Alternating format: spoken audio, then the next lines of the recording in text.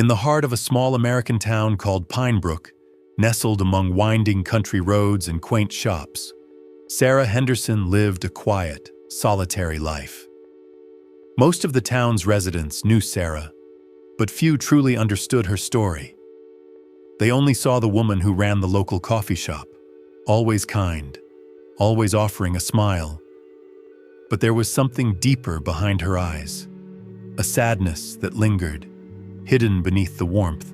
I remember the first time I met Sarah. It was a cool autumn afternoon, the kind where the leaves turned fiery red and gold, and the smell of fresh brewed coffee was in the air. Sarah had just opened her cafe, and I happened to stop by for a cup of joe, as I often did on my breaks from the newspaper office. There was nothing unusual about her. She seemed like any other woman in town, quietly going about her business. But as the months went by, I began to notice the subtle signs. The way she spoke about her father in a hushed tone, or the way she'd avoid certain topics when her past was mentioned. It was almost as if she was carrying an unspoken burden. And one day I learned that burden was much heavier than I could have imagined. Sarah's story truly began years before I ever set foot in Pinebrook. Sarah grew up in a household much like any other small-town family. Her father, Thomas Henderson, was a well-known figure in town, a proud man, hard-working, and deeply invested in the small community. He worked as a mechanic, fixing cars and helping people with anything that needed repair. Everyone in town liked Thomas. He had that dependable small-town charm. But what people didn't know, and what Sarah had kept hidden for years, was that Thomas was far from the hero he appeared to be. In truth, Thomas had abandoned Sarah and her mother Helen when Sarah was just a young girl. He'd left for another woman, and he never came back.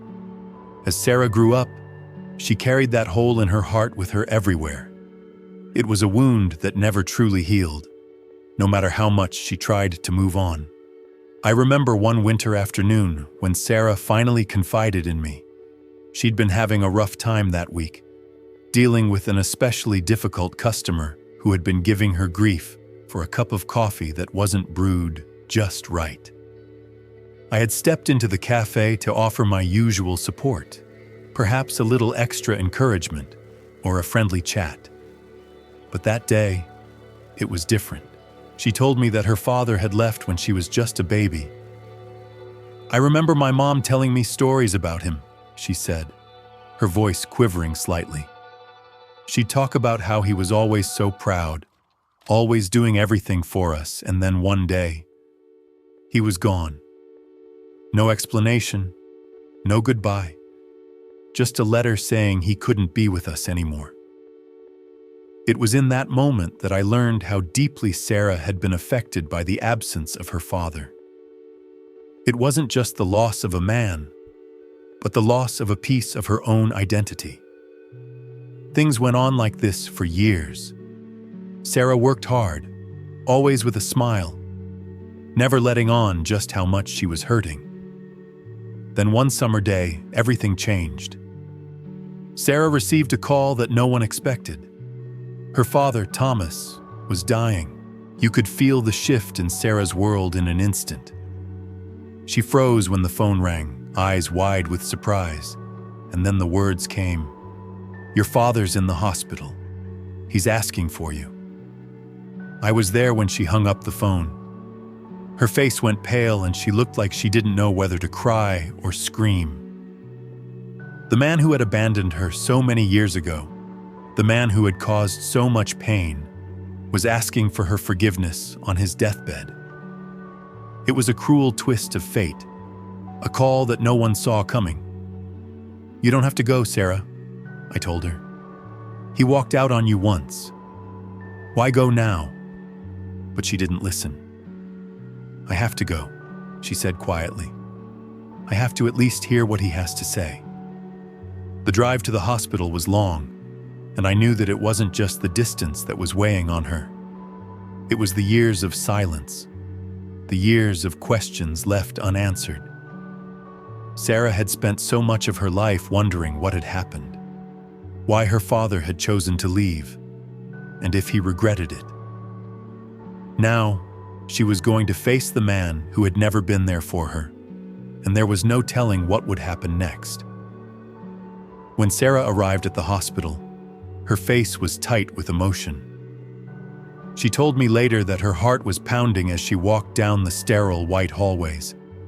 And when she entered that room, she saw him, Thomas Henderson, weak and frail, lying on a hospital bed, surrounded by machines.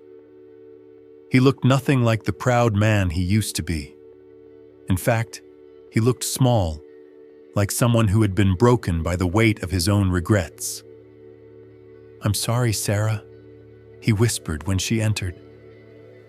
"I should have been there. I don't expect you to forgive me. I don't even deserve it. But I've thought about you every day since I left." Sarah said nothing for a long time. She just stood there, frozen, staring at the man who had once been her world and then disappeared. I can only imagine what she was feeling in that moment.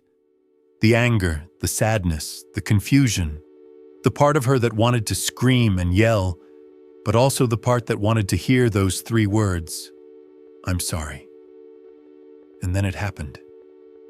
A moment of silence stretched on before Sarah stepped closer, her voice steady but filled with emotion. "I can't forget what you did to me," she said softly. "I can't forget how you left us, how you weren't there for Mom. But I have to let go. I have to forgive you. Not for you, but for me." There was a long pause as Thomas looked at her, tears welling in his eyes. "Thank you," he said, his voice cracking. "Thank you for giving me peace before I go." In the weeks that followed, Sarah came to terms with what had happened. It wasn't an easy journey, but she knew that she had taken the first step toward healing. Her father's death marked the end of one chapter of her life and the beginning of a new one. One where she could finally move on from the hurt that had haunted her for years.